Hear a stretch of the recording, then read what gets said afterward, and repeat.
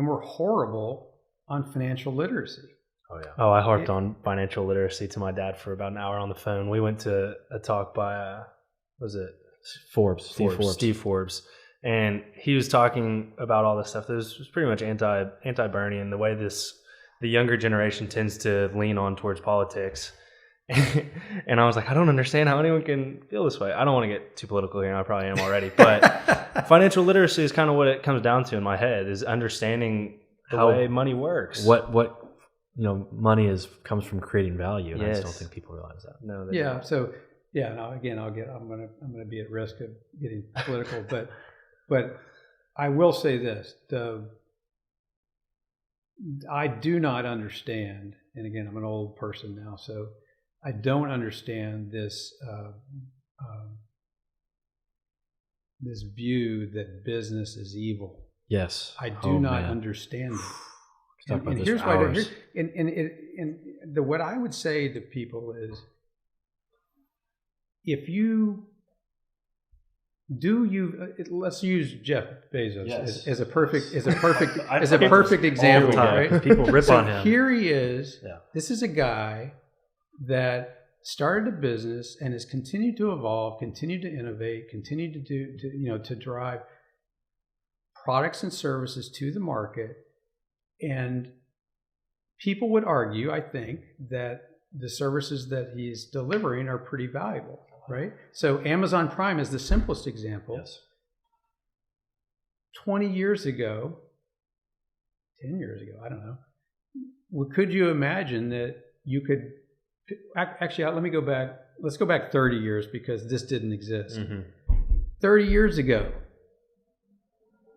imagine that you could pick this up, scroll through something that gives you all the data in the world, and you could order a product and it shows up on your doorstep within hours or the next day at worst.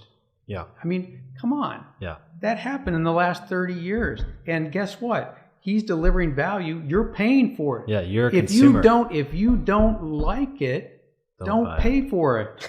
But that's the thing. People can't go without it and they don't realize it. That's why, yeah. But the part that drives me absolutely nuts is that they would, and here would be the argument back. Well, he makes too much money, right? Yeah. And I would argue, well, if you're willing to pay for it and he's delivering you value, then it's not too much money. Yeah.